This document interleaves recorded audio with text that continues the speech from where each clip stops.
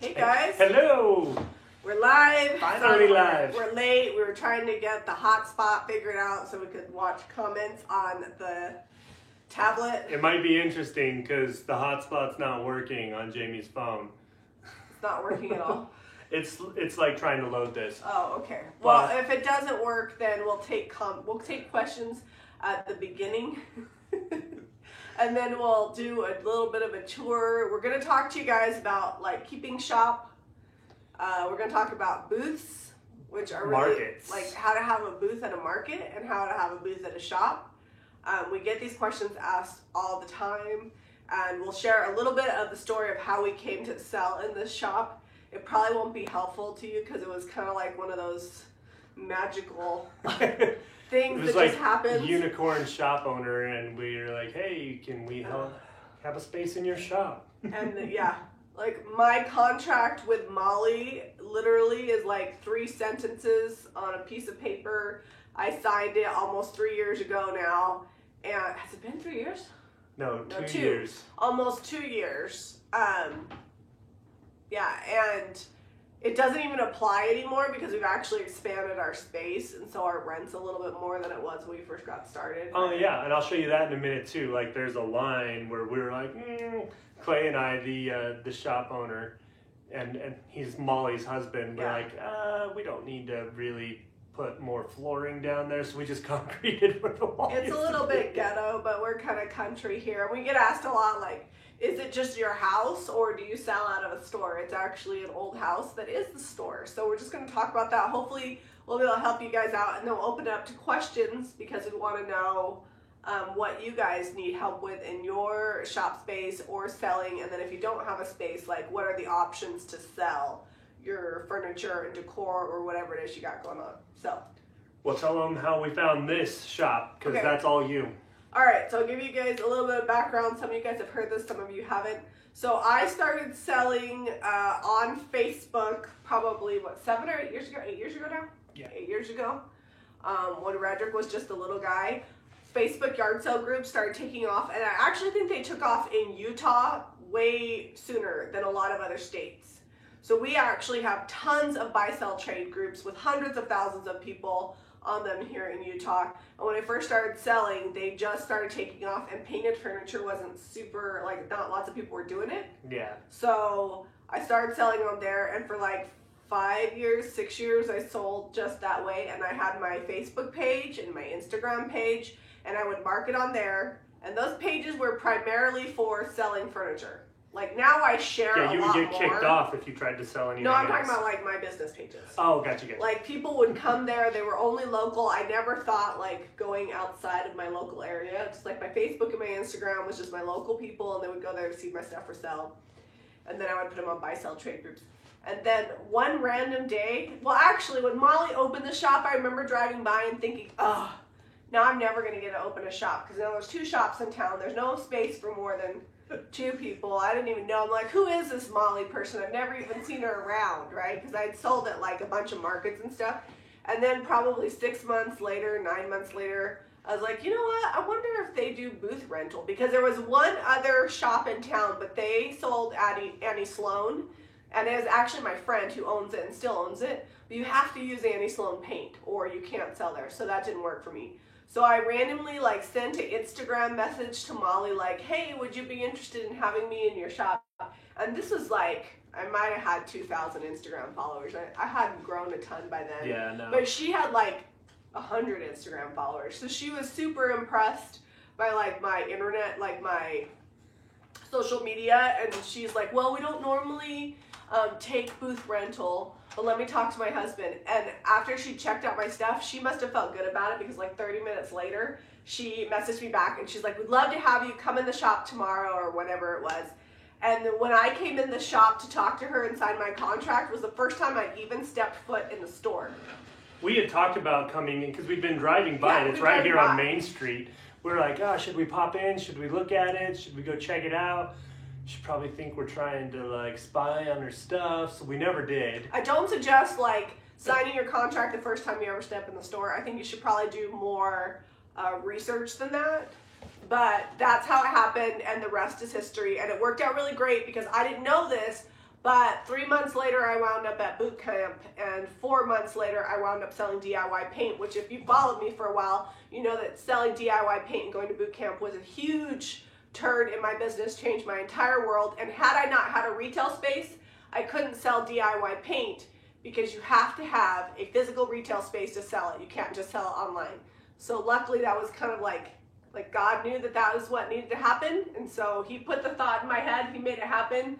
And I had never wanted to have a retail space before. We have always avoided having a retail space because we've always been way too busy just making the stuff to actually run a space. Like I can't be here all day at a space or a shop and run it and have employees and things like that. So finding Molly was it was amazing. Because we need somewhere to put our stuff, and we don't have time anymore to like deal with day-to-day transactions, whereas we used to just have people in and out of our house all the time. And she needs somebody that will help continue to like bring people in the shop, and not that that always works because, you know, even though I have a following like nationwide and worldwide, I don't necessarily have a following in Utah as big as I do everywhere else. So some days are dead. In fact, today I sold a bowl. Yeah. All day.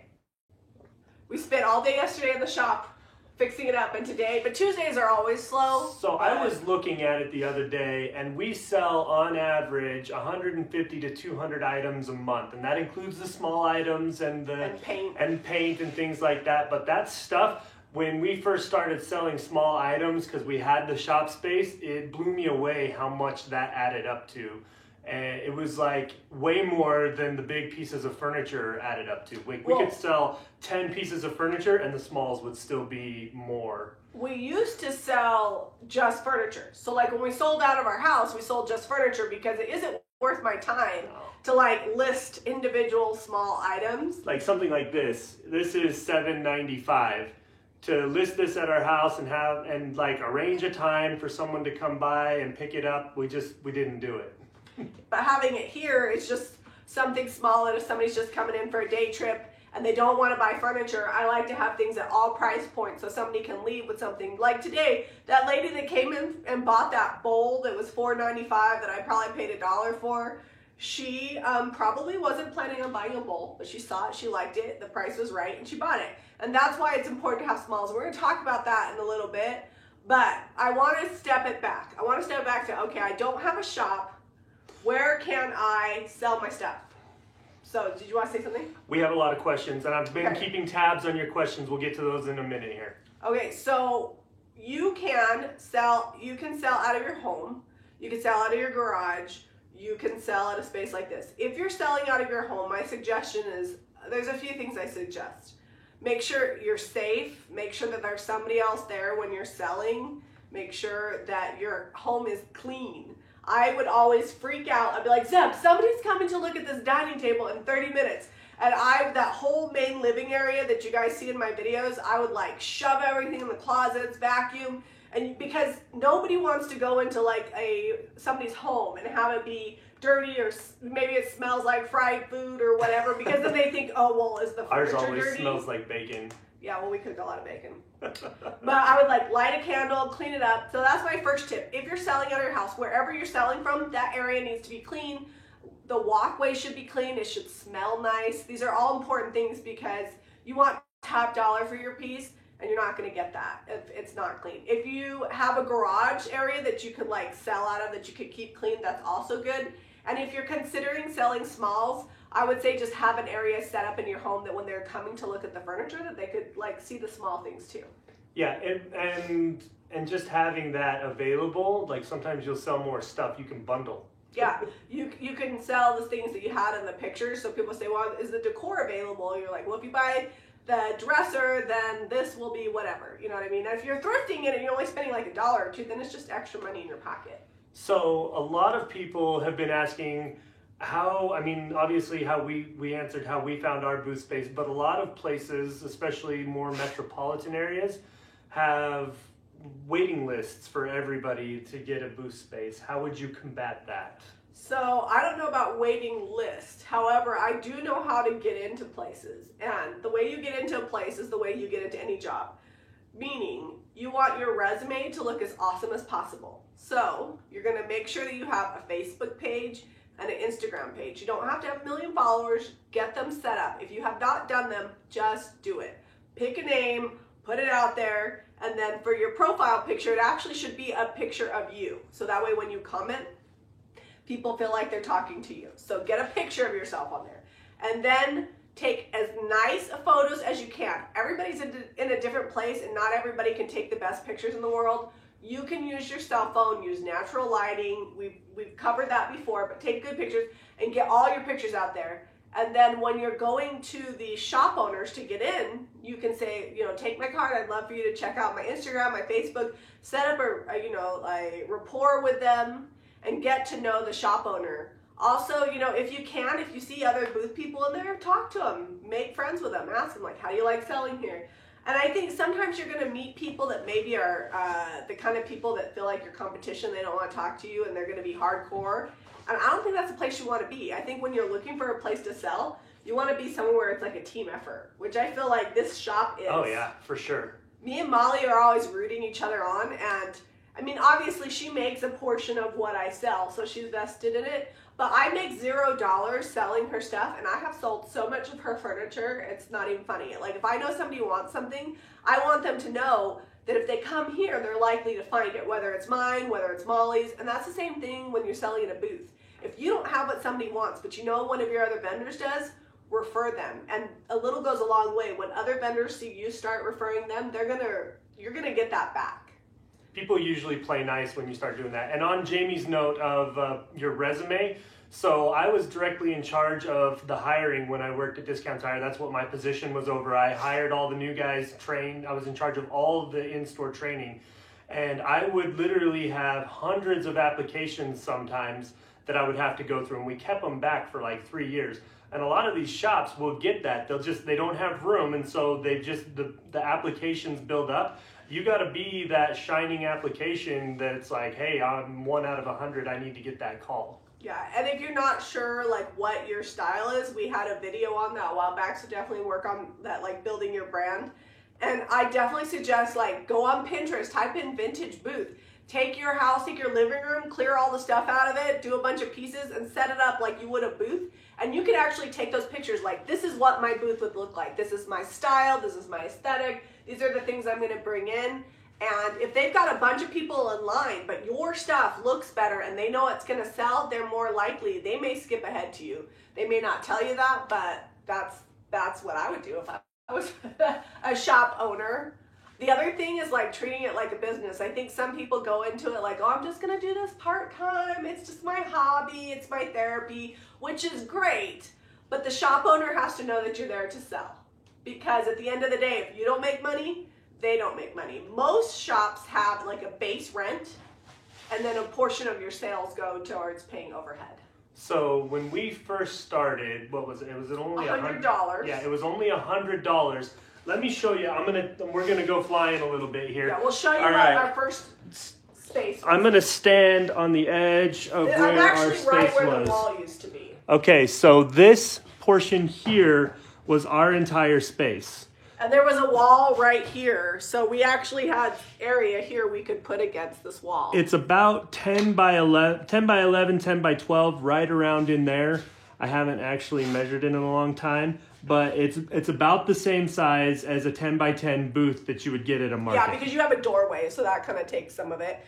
And we have always done islands, so we have stuff around the side, and then we have stuff in the middle. So, on that note, this room is actually a little smaller section. And it has this weird cutout here. It has a cutout, and that's where we keep the paint. But we knocked this wall down. And let me show you the floor. I'll show you the floor. There's a video. It's Zeb and Clay knocked the wall down. Yeah, we have a live video. But we were here how long before we knocked the wall down? So there's where the wall used to be, and this is all the space we got. And they charged an extra $75 for the whole space. So now we're up to $175. But we can fit so much more stuff in here. We actually pay $200 now. They raised it to $200. Oh, I didn't even know. That's been like 6 months. And then we pay 15%, which is a small portion. Because if you figure what you pay for credit cards, it really winds up being more like 12% after that. And that basically just covers their employees and the overhead of running a business. And seriously, you could not get this much air-conditioned space at to rent, like a storage unit for $200. So when we first started, we actually looked at it like a storage unit. We were looking at getting a storage unit because we just had too much stuff. Well, we thought about, and you could probably do this, we thought about getting a storage unit that was climate controlled, that had electricity, and we thought we'd put some lighting in it, and then we'd set it up like a shop, and then when people wanted to, we could meet them at the storage unit instead of our home, which is totally a viable option if you're somewhere where you can't get into a shop. You could totally do that. I could see where it could work. You would just set, like, by appointment only, and then you could have it set up like a shop, just like this. And you got security for your stuff. Yeah, so that would totally work. That's a good option if you can't get into a shop. But we could not, for $200, we couldn't get this much space climate controlled with electricity. And so I look at that 15% as that's just basically hiring somebody to sell my stuff. Yeah. Which, I mean, that's cheap. Perfect. That's very cheap. Normally you're going to pay probably like 20%. I get a small 5% discount because I promote the shop like crazy and get people in the door. We're going to talk about that in a little bit. But anyways, yeah, that's what happened. So that's kind of how that grew. And that happened because my shop owner saw value in what I was doing, and they had this space over here, and they weren't really, I noticed that they weren't selling stuff. It was just old furniture that they were selling, and they would paint it for you if you bought it, but it was like the same stuff since we had moved in. Yeah, they sold a few pieces, maybe 1 or 2 pieces a month, and I was like, hey, how about you let me have that space? I'll expand because I needed more room for all my paints that you see over in this corner over here, because I wasn't going to be able to carry as much as I needed to. And this is the paint display. We've got a video on this. Yeah, the perfect DIY corner, and it's a small space, but I have hundreds of products in here, so it really works. We actually have extra room in here. But I knew that this would be good for it, and it took me another year to even get Zeb to build this. Before I just had like a big hutch in here. You'll see the hutch later when we go walk around the whole shop. But one of the things I want to tell you guys, if you have the opportunity to carry a brand of paint that you love, or IOD, or carry, like I have my own line of stencils, I carry those here. If you have the opportunity to carry that, I suggest it for 2 reasons. 1, then you're going to get the product at wholesale. 2, people may come into your shop and like what you do, but they just want to copy you. But if they're going to copy you, what do they need? Stuff. So this way I make money from people that want to just buy my stuff, and then I also make money from people that want to do stuff like me. So I'm coming and going. No matter who's coming into my space, I'm making money. Now the one downside is it is a significant investment, each one of these lines that I carry, to keep it in the shop. So you've got to keep that in mind. Do not charge it. If you cannot pay cash to start selling a line of products, don't do it. It's not worth going into debt for. No, and just take your profit and put a little aside until you can do that. Well, a lot of times what happens is that was your extra furniture money. Like if we'd have done that right when we first started out and got on with the DIY paint, we used my 401k money that we cashed out to start with Fairy Chalk Mother, and that was the first line of paint that we carried. And to be honest with you, we didn't sell a lot right away, but it got our foot in the door, and we used it. And what we saved buying it at wholesale was ridiculous. Don't tell her that, because she had been selling, Marcy, the owner of Fairy Chalk Mother, had been selling the paint to us, got by the gallon, because we were using that much of it. Yeah, well, you actually can buy it by the gallon if you're local. Oh, no. She does sell it to you. And we were friends. So, like, Marcy and I, the owner of Fairy Chalk Mother, we were friends before I ever started carrying her paint, so that was great. And then the second line I started carrying was Sweet Pickins Milk Paint. And Sasha, the owner of that company, is also a very good friend of mine. And so we were friends before I did that. So that was a great fit for me. And I actually wound up being really good friends with Debbie before I started carrying her line. And last but not least, the last company I brought on was IOD. And I met them at boot camp, became instant friends, kind of sold their stuff for a little bit, but then they got their hands on Zeb at boot camp this year and showed him how to use the stamps. They're like, you need to sell this stuff. And you know what? That went a long way. We ordered a ton because Zeb said we were going to sell it, and it has been amazing. So never underestimate the value of friendship. Yeah. Because I'm super good friends with the shop owner. I'm friends with every single brand that I carry, including Paint Pixie. Josie is a really good friend of both of ours. I have really good working relationships with all the people that I work with. So that's important. You need to be business minded, but you also need to be kind, because I'm dealing with small businesses. All of these people that I work with, none of them are huge conglomerates. Even DIY paint is still a relatively small business, and so things happen, you know, things get delayed.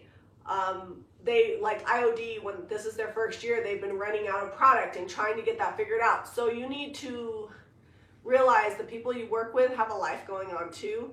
So always be kind. It costs $0 to be kind. Yeah. It's important.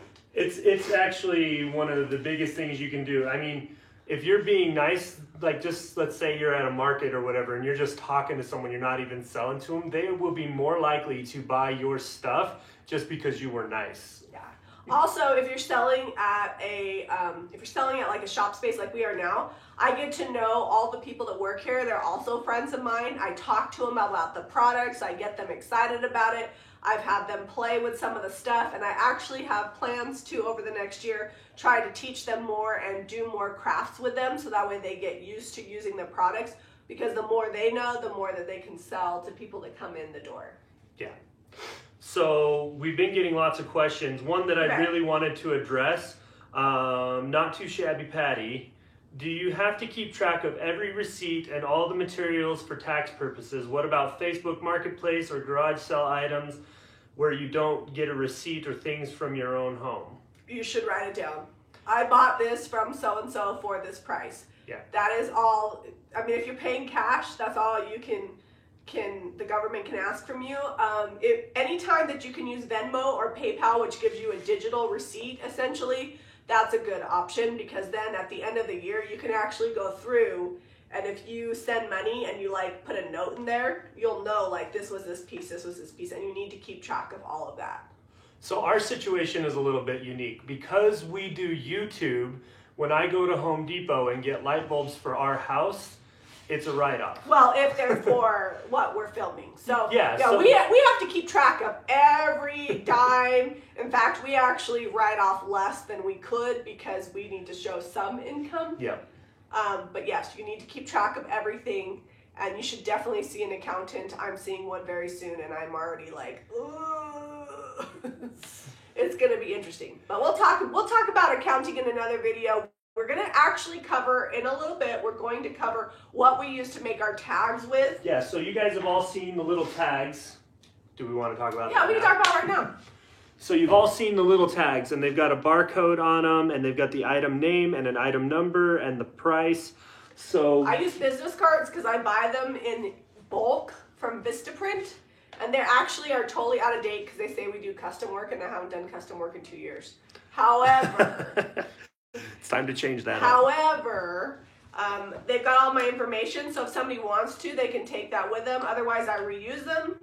And I don't think we've ever showed our business card. This is what our business card looked like when we were doing markets like crazy left and right. Yeah. It's got all of our social media on the bottom, how to find us, our phone number, what we do, and then we just says that we're located in Lehigh because we didn't want to put our address on. We were at local markets, and if you need to get a hold of us, the number's there. That was Jamie's phone, so you could just text her. Yeah, thanks for giving everybody my phone number. Don't text me. Text Caitlin. If you text me, you'll probably not It's get a response. business phone. It's fine. Don't text me.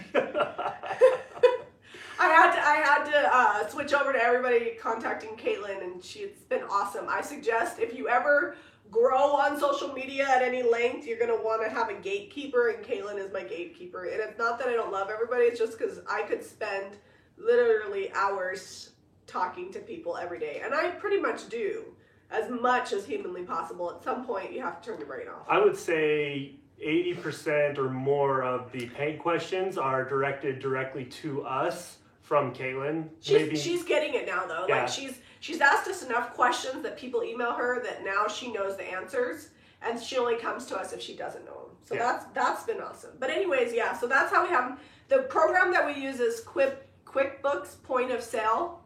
I asked Molly today about it. Her and Clay buy it at Costco. QuickBooks Point of Sale with payroll, and they said something about it's cheaper to buy a new program every year from Costco. Because then you get a 1-year payroll for free, and they have to pay their employees through there, than it is to just renew the payroll. But if you're not doing that and you just need to keep track of your inventory, then you could just use QuickBooks point of sale, and then they use Square to run their transactions. They have like the little Square iPad or whatever. Every store is going to be different. This is just how this store uses it, and then they have a drop-down menu, and when I'm putting in my inventory, I just put in my name, the item, measurements if I have them, and the price, and then I print out my tags, and that's how they know what's Molly's and what's mine. But we're unique in that it's just the two of us and occasionally a random vendor that works here. So Mara, the shop owner for our shop in California, also uses the same program, but they sprung for a scanner, so they can actually scan this in and just inventory it. And the it's DIY much faster paint, when you're checking out to use a scanner. Yeah. They just scan every item. And if anything has a UPC, then they could just scan the UPC when they're putting the inventory in initially. So I don't remember. DIY paint does not, but it was the IOD stuff, I think. No, it's the Zebra brushes. Oh yeah, that's right. The Zebra brushes, and I think some of the stuff we sell has UPCs on it, and they were able to scan it in. So that's good. Yeah. And especially if you're selling stuff that's mass produced, then you can do that. The thing is that every item gets a number on it, so they know when it's sold, and that's how they keep track of everything. Yeah. And on my paint, on the actual paint itself, I don't put a tag on every item. I only put it on the things that are like price specific. But like if it's a quart, pint, sample, I just have like a sign, and then they know up front like what to put in there, and that just makes that easier. They've got the master list of our stuff. But I price all my paintbrushes, all my IOD is priced, all that kind of stuff. But you can definitely do it low tech without the scanner. It's just a little more finding it in the computer program. And QuickBooks actually also allows you, we don't use it because it's none of their business, but QuickBooks will actually allow you to put in the cost of the item. Yeah. So there's a spot in there in this program that they use where you can put the cost of the item and then what you sell it for, so it keeps track of that for you. They don't use it either because, you know, they keep track of it on their end. So. Also, a nice thing about QuickBooks is it interfaces with TurboTax and Mint. Mint is like a personal money management program. But like it doesn't interface with mine because it's their system, so obviously not. But if you're running a store, then yeah. If you were the store owner or used it for your own purposes. It keeps track of things for tax, sales tax. So like they pay all the sales tax for everything that's sold in the store, but I pay sales tax for everything I sell on my website. And we'll actually talk about websites on another video because that's a whole nother animal. But I would suggest considering having something that's on a website because that's going to take you to that next level. The shop really for me, it is a money maker. I will be completely transparent. We usually make about $4,000 gross before expenses a month from this little shop space. That's how much we sell before our rent. And we've made probably as much as like 7,000 or 8,000. This last summer was definitely better. Like we had 3 or 4 months there that we're doing. I mean, that's like before expenses and rent and the cost of the paint and all that kind of stuff. And we sell, the profit margin on the paint's a little bit less. Well, it's a lot less than the stuff that we flip.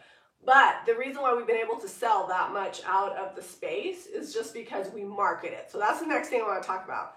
A lot of people think that you can just put stuff in your booth and then the people will come rolling in. We are still listing it. Well, Jamie's listing it still. Every time a new piece of furniture is done, I photograph it, I put it on my page, I put it on my stories, I put it in Facebook Marketplace and on buy-sell pages. And if I'm feeling real sassy, I put it on KSL, which is kind of like Craigslist, but it's in Utah, everybody uses KSL. It's like a news website. You have to market your own stuff. You have to get people coming in the door looking for your stuff. The more you market it, the more it gives it value. My goal 7, 8 years ago when I got started was I wanted people to say, oh, that's Jamie Ray Vintage. Like that means something. It's not just like, oh, I'm just getting this. I'm buying this because it's Jamie Ray Vintage. I wanted that name for myself. And it's taken all these years. People come in and they want to buy something from me. Yeah, if you've seen our January live video that we did about building a brand, that all ties into why this shop sells things. Yeah, because and I don't put anything in here that I would not put in my own home. Yeah. And so when you walk into my shop, although there's different, it's not all one note, it's a lot of different things. It's all things that I love, and there's definitely cohesiveness. And if you watched yesterday's video, you can see the revamp. I am totally guilty of, for months, I didn't come in here. I just shoved stuff, did the best I could. But you really should at least every month completely revamp and move your space around, because it gets a little bit messy. And I didn't really add that many items in here, but it's a total different look.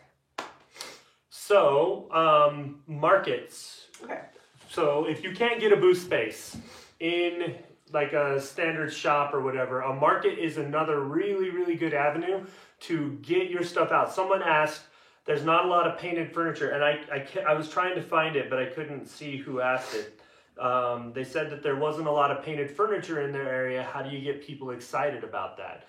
I can almost guarantee I would be so excited if there wasn't a lot of painted furniture here. It's so saturated. There's a lot of competition in our area of this. So Utah is the land of the DIY. So we are in like a hyper competitive state.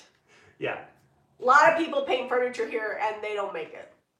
So, not saying you can't make it, but what you got to do is you got to get in on those markets. You got to get your spot reserved.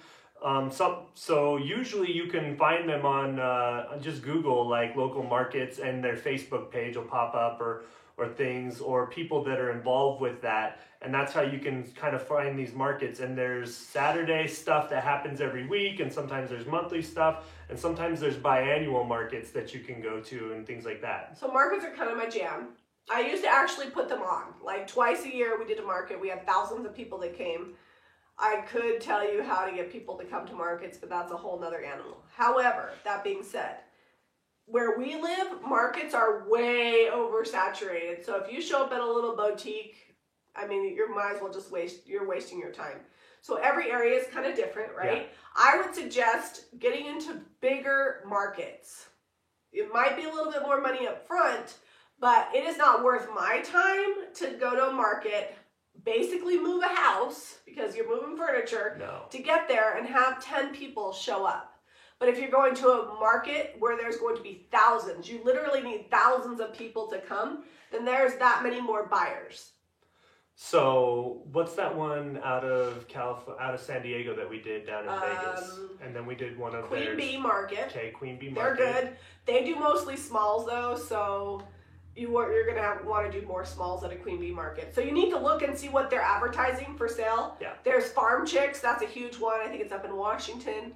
Vintage Market Days, they're all over the place. They are franchised, so they're not all created equal, but I do know that the Vintage Market Days in Utah does very well. The Market Beautiful, it does crazy. The Market Beautiful does very well. But these are the things, here's some things you want to consider when you're doing a market. One, you need to have a great backdrop that's easy to put up, but is show-stopping, because if you're with 100 other vendors, what's going to make them stop at your space? Two, you need to have, if you want to make $2,000 in a weekend, you need to have $4,000 worth of inventory. Yeah. You're not going to sell everything that you have. So you need to have a lot of variety of things. If you do, I need to know your secret. Yeah, and you need to have multiples of things that you think will be popular. And I would suggest not bringing, well, if the market's known for furniture, then bring furniture. But if it's not, bring some furniture and lots of smalls. So I would make candlesticks and corbels and things for the market. And we would usually, we would sell them out. But what we would do is we would have like 2 out at a time. So it felt like, oh man, those are the last 2. I need to grab them. And then they would sell, and I just put more out right there. And sometimes people would see that and they'd be like, oh, those weren't your last ones? I'd be like, no. And we always had extra stuff in the trailer if it was a 2-day show that we could restock. That was always really important. But really do your homework. See how well attended it is. Maybe if there's time, attend a market before you actually go to a market before, like the year before or 6 months before you actually do it. Talk to the vendors, see what's there. Make sure your space is well organized, that you have a cohesive theme, just like my booth, how things match. You've got to have a theme. You don't want a hodgepodge.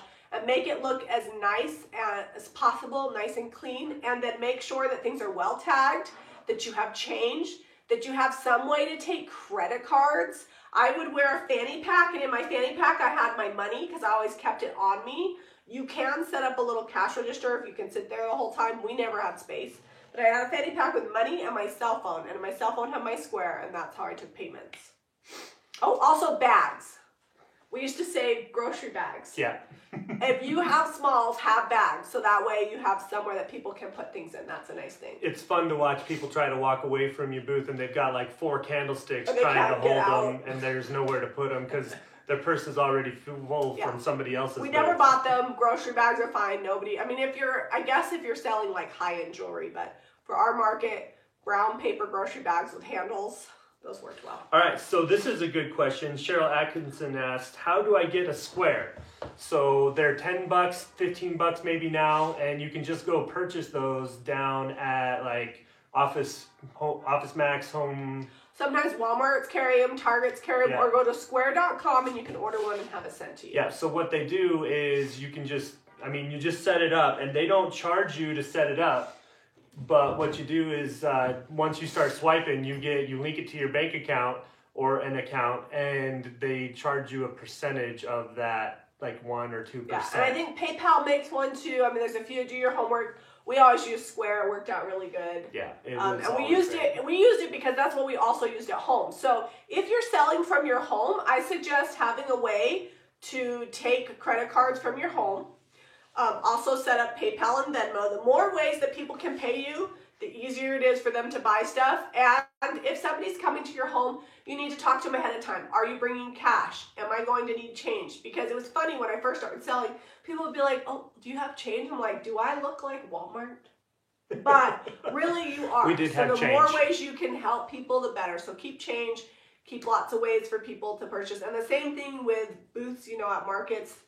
You want to have that. And at a market, every square inch counts. They need to be able to walk through your space, but you also need to have as much stuff as possible.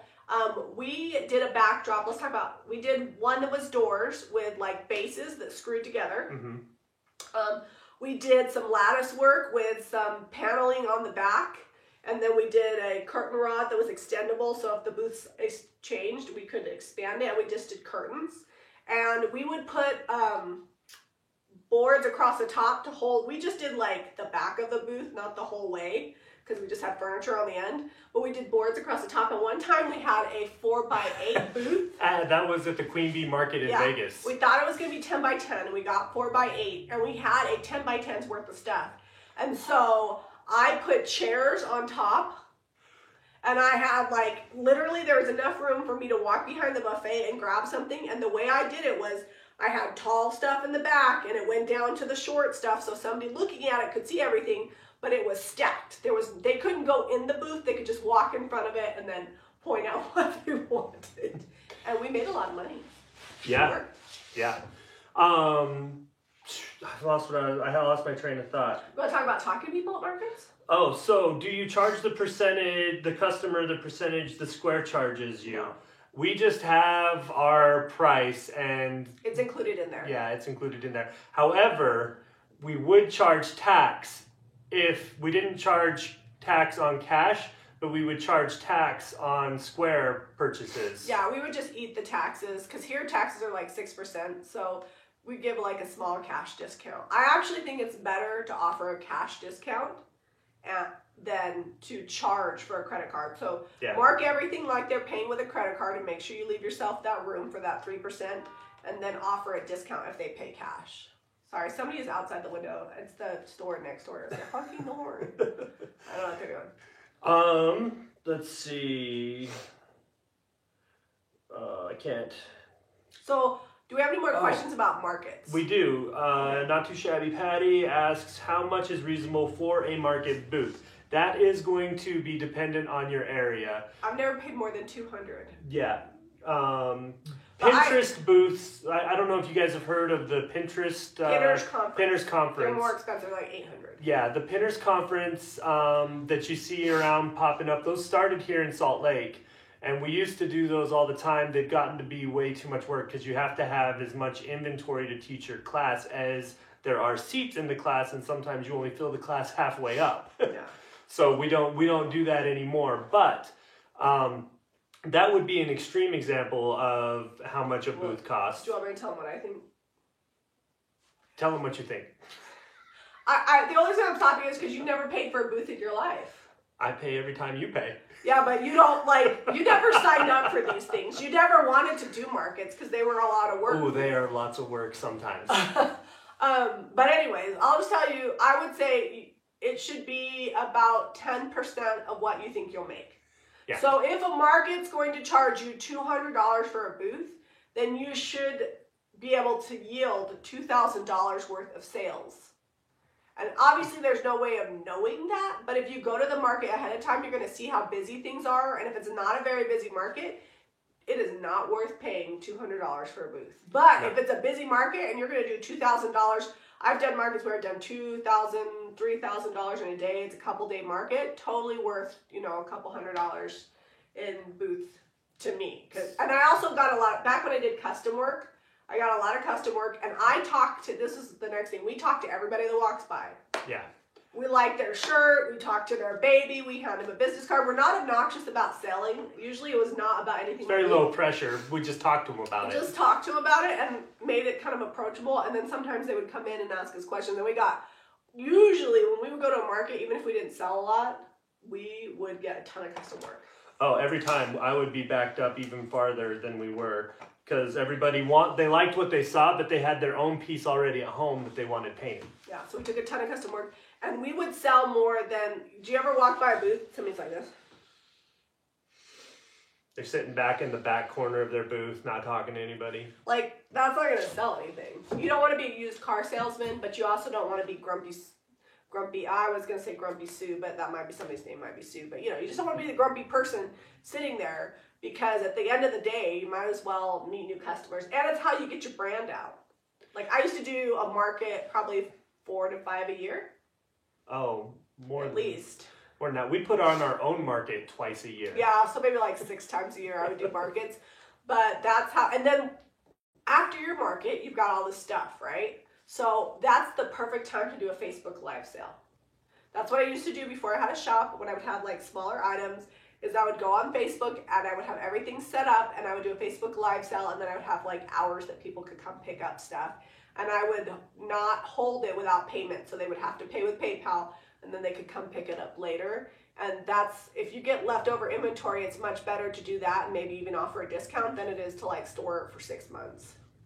And you also want to have new fresh stuff every market. So some people save it and bring it to the next market. Well, the same people go to a lot of the same markets, so they want to see new stuff.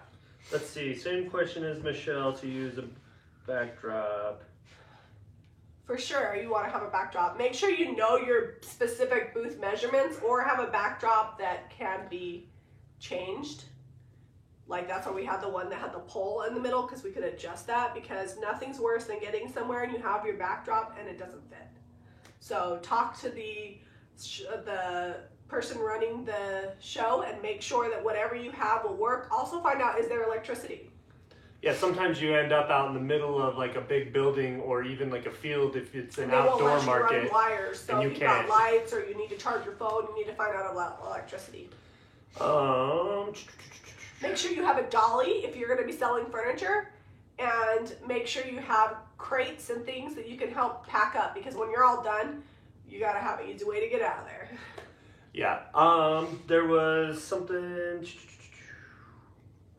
Sorry, give me just a second. Okay, while he's looking that up, let's get back to if you have a booth that you sell at. I know a lot of you guys already do sell out of a booth. You need to go to your booth, I would say a minimum of once a week, unless you're on vacation. Because if things sell, you need to rearrange, and you also need to see what sold, so then you know what you're picking. Because what I pick depends on what sold. Sometimes I will pick something one day, and the next week I won't pick it, because I'm yeah, I already have that in the shop. I don't need that. Yeah.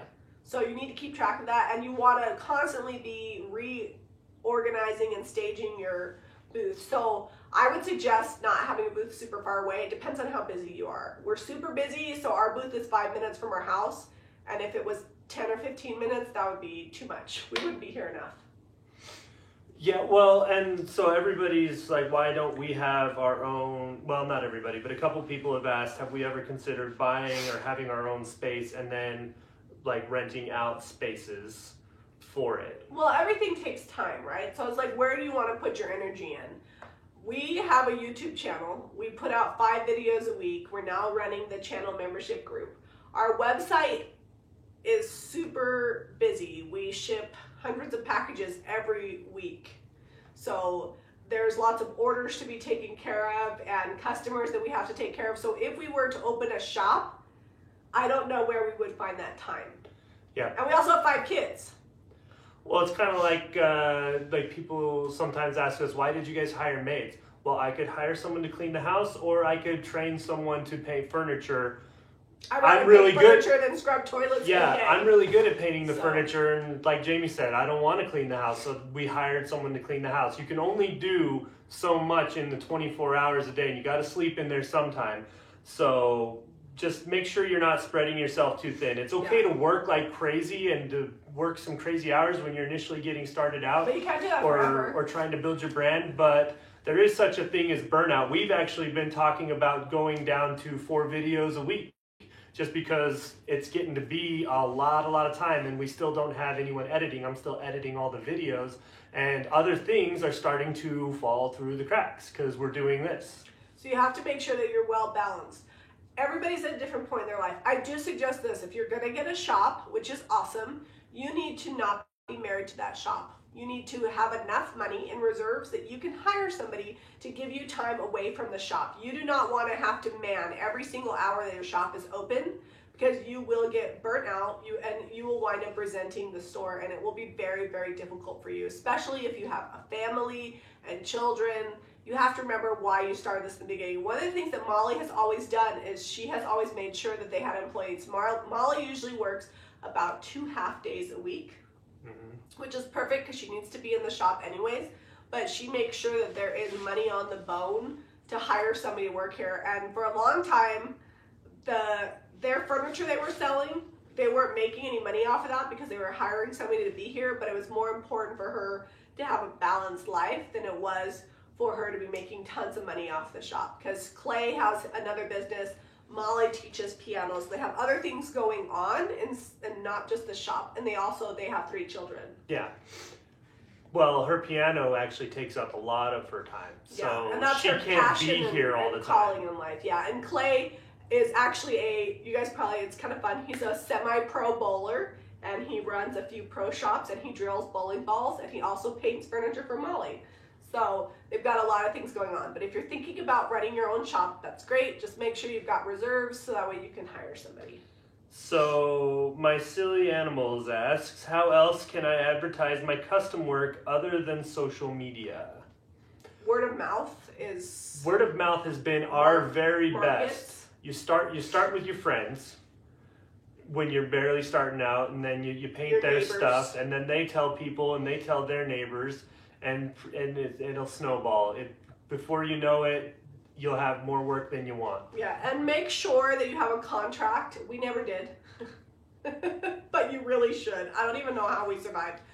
Also, take very good care of your customers. Even now that we have the shop here and everything is as is, where is, we take super good care of our customers. We go above and beyond, whether it's our online store, whether it's the shop. You can't let them control your life. Some people will never be satisfied, but I always make sure that at the end of the day, I'm treating them the way that I would expect to be treated, maybe even better. And Usually that's why it really works with Molly, because she's the same way, and also works with Caitlin, who's my customer care manager. She feels the same way. We want people to be as taken care of as possible. We're always upfront. We try to tell people as honest as possible and set up honest expectations, but we always want to make sure they're well taken care of. And having that honest business model and not letting my personal life interfere with that. Like, if I'm having a bad day, it is not my customer's fault.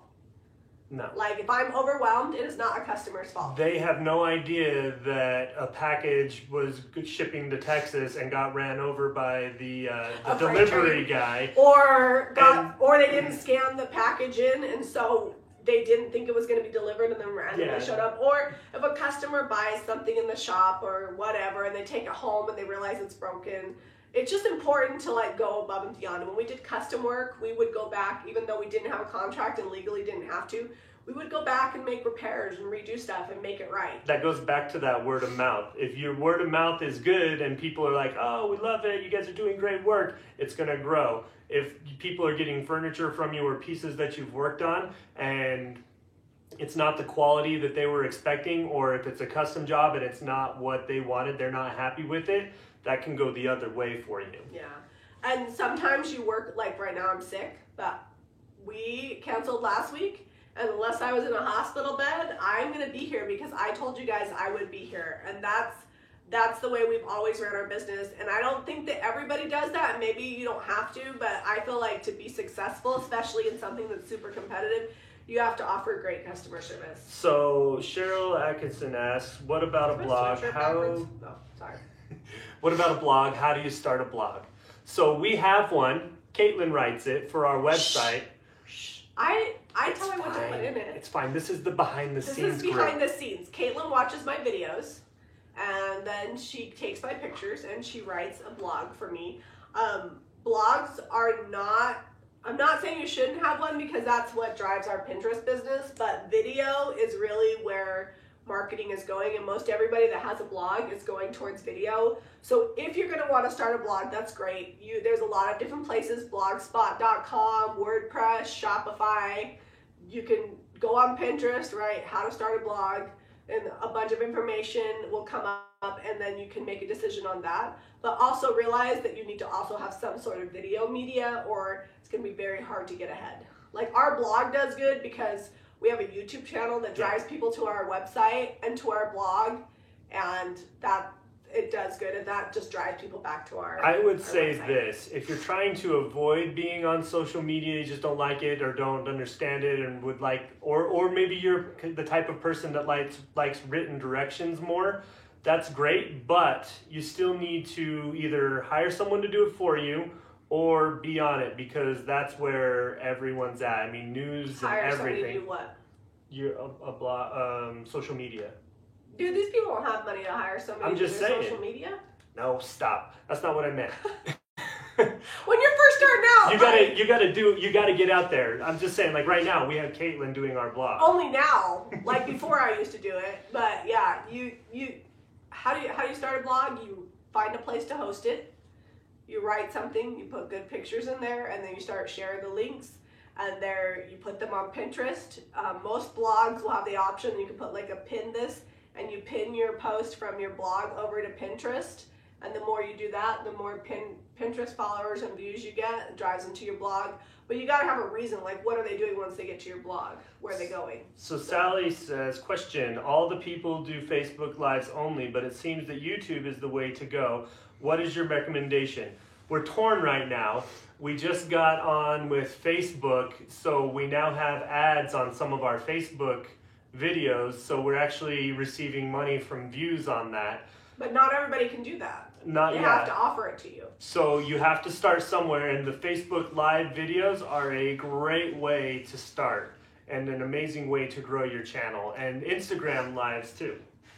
That being said, my personal opinion, and Debbie Beard from DIY Paint will back me up on this, there's a lot of chatter on Facebook Lives. A lot of chatter.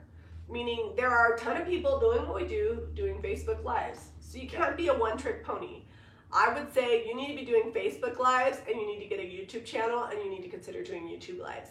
I use Facebook for very specific things, and I use YouTube for very specific things. Facebook, I predominantly use my live videos to promote my shop. I do shop tours on there. I do very candid lives on there. I did my live when we were in Hawaii on my helicopter. And YouTube I use for more like DIY type stuff, and then we do our thrift hauls on our Saturday nights, and then our Wednesday painting lives. So it's very specific, and it's evergreen content. I feel like if I were starting out today, I would do Facebook Lives, and I would start a YouTube channel. And obviously you're not going to start a YouTube channel at 5 videos a week, because that's insane. But it is totally reasonable to say I'm going to do 1 video a week. And then you take that video and you put it on any Facebook group that allows it.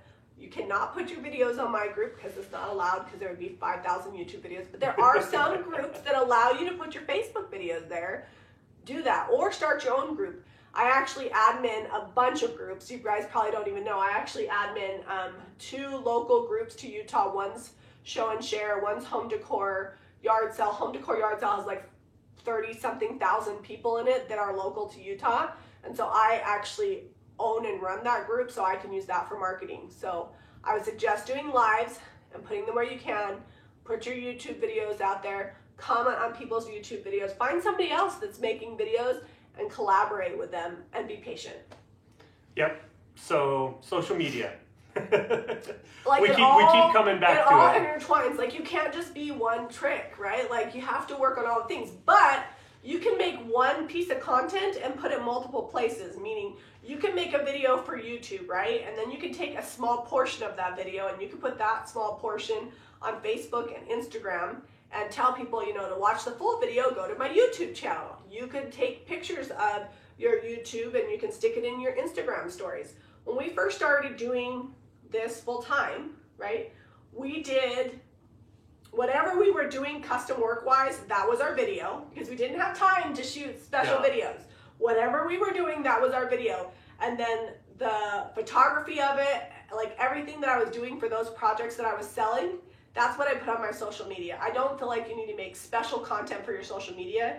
It can literally just be what you're working on, custom work. If you're in the shop, I mean, that's how you create content. I feel like a lot of people try to like reinvent the wheel. Just whatever you're doing, take pictures of it, take video of it, put it on social media any way you can. So some people are asking how to start a YouTube channel. That is the $1 million question, and it's a really easy one to answer.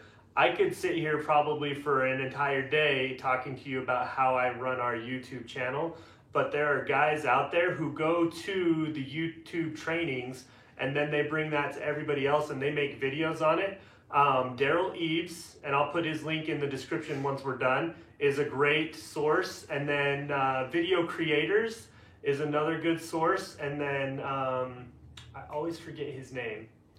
But those two, I'll put all the links below. If you go to their videos, or if you just Google how to start a YouTube channel, they'll pop up. And you could watch videos for hours, and a lot of them are really good because they don't pop up if they're not good. Zeb and I have not been to tons of social media training, video training, any of those kinds of things because we don't have time or the money to go to them. If you do not have time and you don't have money, but you have an internet signal, you can absolutely find all this stuff out. You just need to Google it. Like whatever you want to know is out there on the internet. A lot of times people will ask me questions and I don't know and I just Google it. Like I guess that's like that is that's the cliche. When you go to church and they say, how do you do this? And you say, okay, you need to pray, you need to read your scriptures, you need to go to church. Like those are the little kid answers. I feel like in business, the answer is Google, look up a YouTube video, go on Pinterest. Like those 3 resources, use them over and over again. And there's lots of things you can pay for, but there is tons of free information out there. Oh yeah. So someone asked this, and I will tell you this because I use the Adobe tools like crazy. We subscribe to the Adobe Creative Cloud. That's what I use to edit the videos. There's also Lightroom in there, which is like a really beefed up version of Snapseed, which we covered a while in last month's video. But Photoshop too, and you can get those through the Creative Cloud and they stay updated all the time. Those are the programs I use. I'm familiar with them. They work on Mac and on PC, but very powerful tools. There are some other programs that are very good and very comparable, but that's what I learned when I was in college to do like Photoshop on. And so that's what I'm using still, and it's still been really good for our business to use those products. So I would say look into Adobe Creative Cloud. If you're just barely getting started, they also have Adobe Premiere Essentials and Adobe Photoshop Essentials, and you can get those programs cheap. Another thing to look into is if you have an Apple device, you can actually take classes at the Apple Store. Debbie Beard of Debbie's DIY, Debbie's Design Diary, that's how she learned how to edit her videos. She started filming her channel with just her cell phone, and she went to the Apple Store because it was an Apple phone, and she took classes. So you kind of have to put the label. I wish I could tell you like, you do this, this, and this, and then in 6 months you'll be successful. But I feel like everybody's path is different. Some of you may start a YouTube channel after watching this, and you'll have 100,000 subscribers in 6 months. And Jamie and I will be over here. We'll be like, because we've been almost I mean, 4 years. There's like a million ways to get to the end goal, but if I could say anything, I would say one, once you know your brand and your style, be true to yourself. Like, you can try new things. I do it all the time, but I definitely have a unique style. Two, if you look at people and they're successful, look how their pictures look how their videos look. Don't copy them. But if your pictures are dingy and the lighting's not good and your background's a mess or your videos aren't very well lit, people aren't going to necessarily flock to that. But if you can put your best foot forward, like I said, cleaning your house before somebody comes over, making sure your booth is organized, making sure your Instagram and your Facebook look good. If you can do those things, you're going to move along a lot faster. And there's like a myriad of things you could do to help grow. But if you just put your best self out there, that's really all you can do. So we've been on over an hour. Do you want to show them the rest of the shop real quick? Do they want to see the shop? Do you guys want to see? Are there questions that we haven't answered? There are a few questions here. Mostly comments. We've covered most of the questions, I think. Oh, they say yes. Okay. Yes, they want to see the rest of the shop. So, and this is good because you can see my space and you can see Molly's place. She sells very well and has a little bit different style than I do. And so it doesn't, not everything has to be one specific way. So one other question, someone asked, Angela asked, do you feel like you have lost any of your privacy just going around locally by doing social media? No, not really. We're not that big. We're not that big. And well, when we run into people at the DI or the thrift stores or whatever, or at markets, if Jamie goes to a market, she can't hardly come. Like, I might as well just leave her and go to lunch because she's going to be all day. That's not the case with me. I'm the behind the scenes guy, so You're more in the public eye, but yeah, no. Every now and then someone will see you, and they'll be like, "Oh, hey," and you just kind of, "Oh, yeah." You know what? It's kind of fun though. Just be nice. It's kind of fun. Like, sometimes I don't know how to act, but it's getting better and easier, to like be like, yeah, I have a YouTube channel, or I do stuff, but no, I don't feel like it's not crazy. I think it was like 3 or 4 years ago, I had somebody stop me at the grocery store. This was a long time ago, before I even really got big on YouTube. But I was doing a lot of TV segments on news channels, and I had this lady stop me. She goes, "Are you Jamie Ray?" And I'm like, "Are you a bill collector?" Like, we were pretty broke, when you pay the "which bill do I have to pay" game.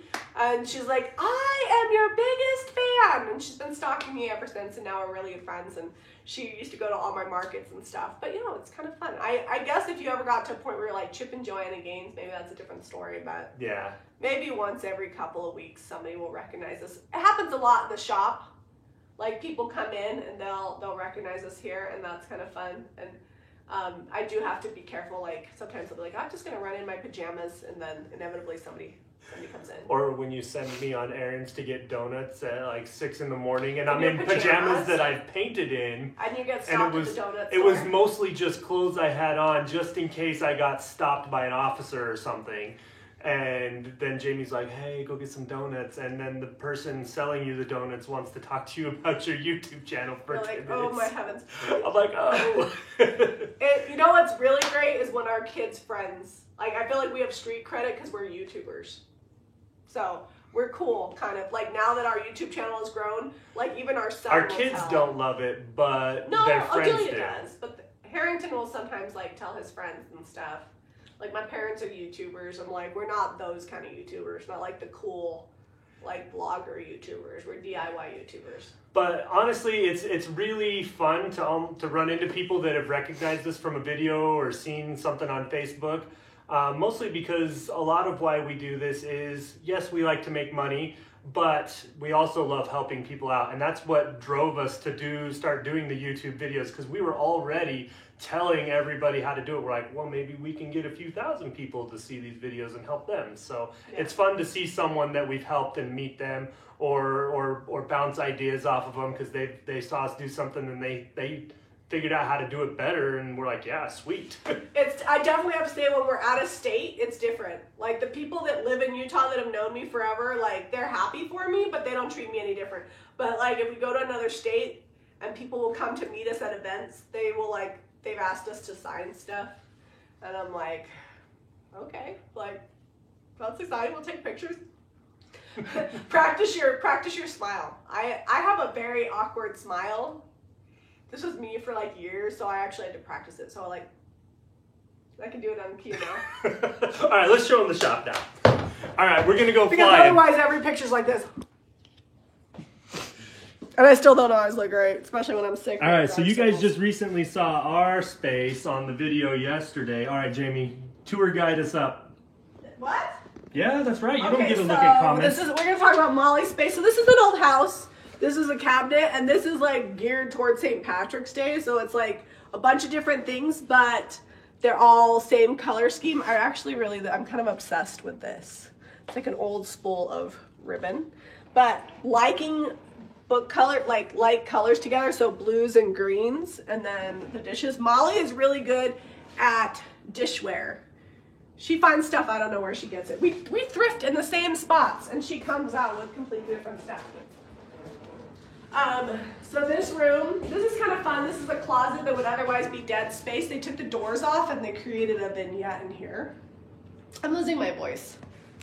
So we had somebody ask us about beds the other day. So this is Molly's bed, and it's set up, but she puts stuff inside of it so that way it's not like wasted space. Sometimes it's all the way full. We don't put like a mattress on there or anything. And then this actually used to be my old paint display, but Molly needed something to put stuff on, and it actually matches her stuff, so it's in here. She's got a little bit different style, lots of wood stuff. Lots of like unpainted vintage items, and like I said, she's got the dishware down, which is awesome because people know that if they collect things, they come here specifically to look for her collectibles, which is awesome. Also, we have good lighting. We installed daylight bulbs and track lighting. So if you have a booth somewhere and your shop owner will allow you to have good lighting, how much were these? It's only $30 for that 4-track. $30 at Home Depot plus the light bulbs. And it's made, like once we redid our lighting, Molly redid her whole space. People came in and thought that they repainted, and it wasn't. It was just better lighting. And I like the track lighting because we can like move it on different things. So this is Molly's she just brought this piece in here, but I've started to get her to stack stuff. She didn't used to do that, but I've kind of rubbed off on her. So she stacks. She was a non-stacker. She actually has a hard time packing a lot of stuff in, but she's getting better. This is like a little cutout in between the walls. We're actually thinking about taking this wall out and taking this whole room back to this wall and getting rid of this back wall here. So that way they have the space all the way to the hallway, because that's kind of dead space there. But we'll see when that happens. Yeah, so this room's like peach and pink. So this is kind of her theme. Every room has a little bit different vibe. It's very feminine and girly in here. And then the front room, that pile of stuff over here, that doesn't normally stay there. This is the stuff that goes out on the street. We put stuff out on the street every day, so it like draws people in. So this is all the stuff from the street. And this room is a little bit kind of more of a mixture of vibes. And then we have all like the locally made stuff. She'll probably be mad we showed you this. She's very organized and neat. Yeah, she is very, very clean. Molly and I are actually a lot alike, except for she's way more organized than I am, which is good because she runs the shop. So this is what she does she has some vendor stuff and some items that they sell. Well, these are not vendors. She actually buys this local stuff outright, and she's like a retailer. I always thought she had them. No. Cool. And so you can kind of see how she sets up her vignettes. It's really fun because she uses vintage and found items and creates little, little areas. Same way I do, just different stuff. Clay also builds tables. Yeah, Clay is to Molly what Zeb is to me. Actually, Molly's husband actually does all the painting. Molly doesn't paint. Fun fact about Clay, he had a scholarship for woodworking to a college, and he didn't take it. And he didn't take it, and now he builds stuff. Yep. Yeah, so it's funny. It's fun to work with Molly and Clay because they understand our dynamic. So sorry, this is a hot mess. This is not normally here. I have to disclaim that. Some of that stuff goes outside during the day, like that outside wicker stuff. So that's kind of I mean, it's a pretty small little space. It's not a huge house, but it's fun. And, you know, slowly but surely, I've learned things from Molly and she's learned things from me. When I first came here, all the rooms were painted like blues and grays. And the very first thing I did was paint my room white. And she slowly started painting the shop white. And eventually it will all be white. And the reason for that is because it's a really great background for pictures. It reflects light really well. And it's just easy to decorate with. It's a cheap way to make your space look good. Paint is cheap. I'm totally losing my voice. I did want to talk about a few. Oh my gosh, I look like I need a nap. I'm so Don't look at it. I can't look at myself. I apologize in advance for the way I look. I want to talk a little bit about staging though. So it's really hard to explain. People ask me how I come up with vignettes. I don't feel like everything necessarily has to be the same thing, but it needs to have some space where there's nothing. And then it needs to either kind of go up, like on one side, or come down like a pyramid.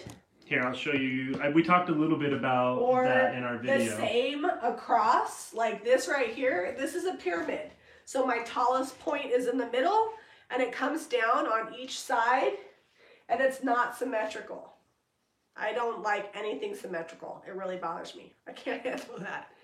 Then over here, even though this is a hodgepodge of things and it might not look like it, my biggest pot is in the middle.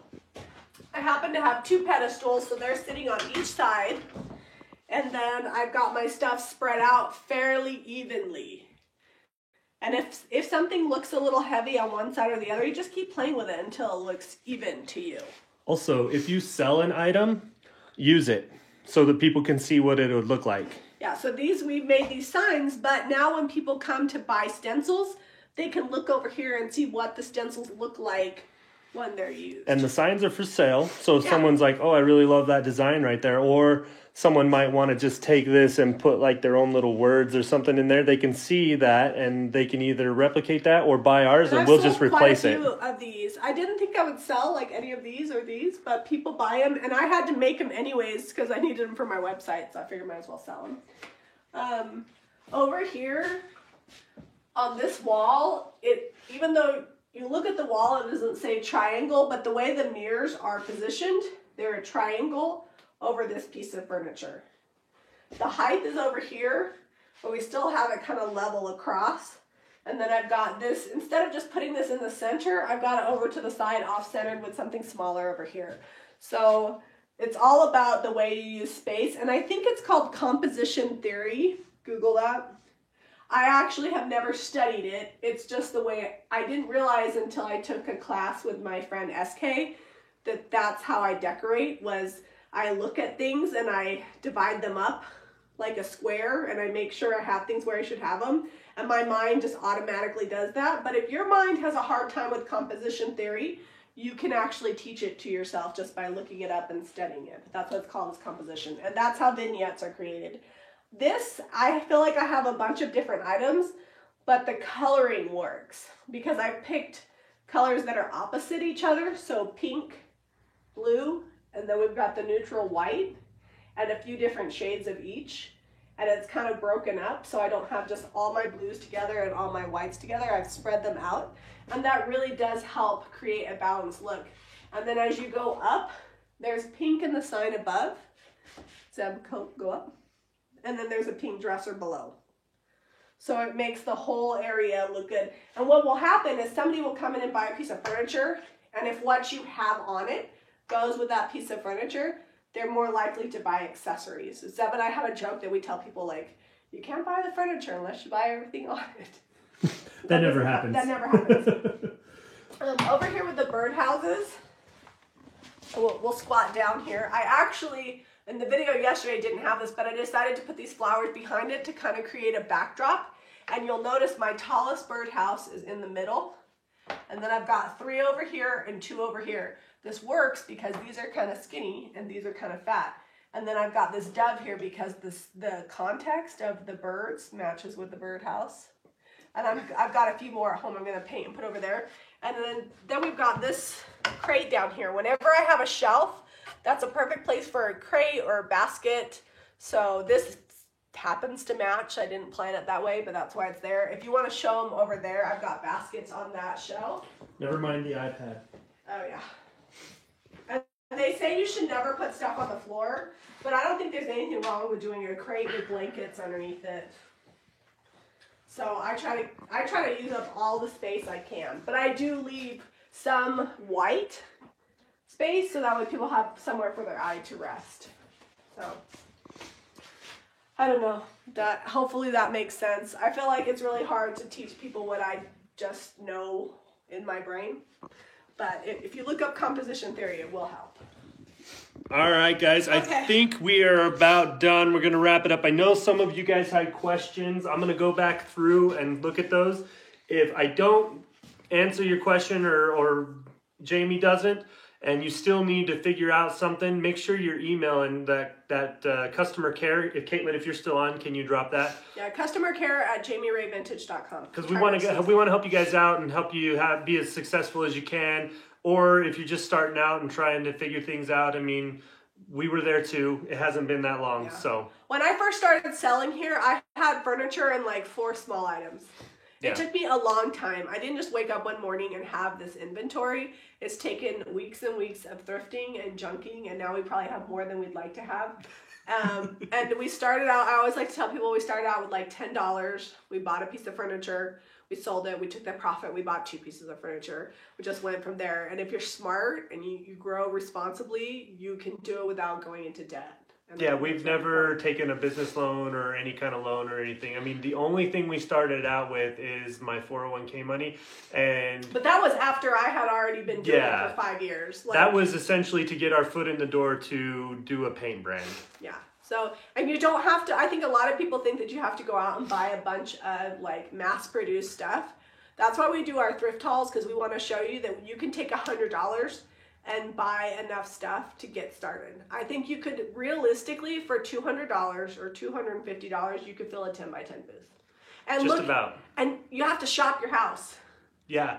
Shop your own stuff. When we used to do markets, I did not have money to like go out and buy stuff. So I would and even if you're not going to sell it, it fills your booth up. Yeah, I used to take number 10 cans. You know what number 10 cans are that you get food out of? I would ask my neighbors for them. And I used Clorox toilet bowl cleaner. And I would rust the cans, cut them in half, and put them on old fence wood and put flowers in them. And I would make stuff out of that because it cost me like $0.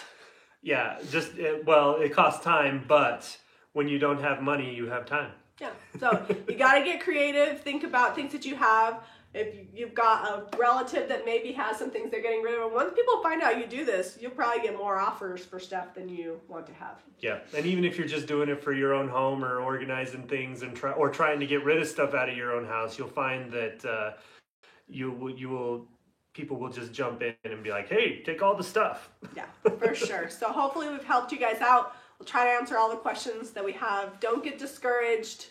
Just do your thing and every day, try to do a little bit more to get closer to your goal. My one suggestion, if I had anything on what we've been talking about, is like Jamie was talking about earlier, don't necessarily be one-dimensional. We threw a lot of stuff at the wall, and now we're doing the stuff that stuck and made us the most money per our time.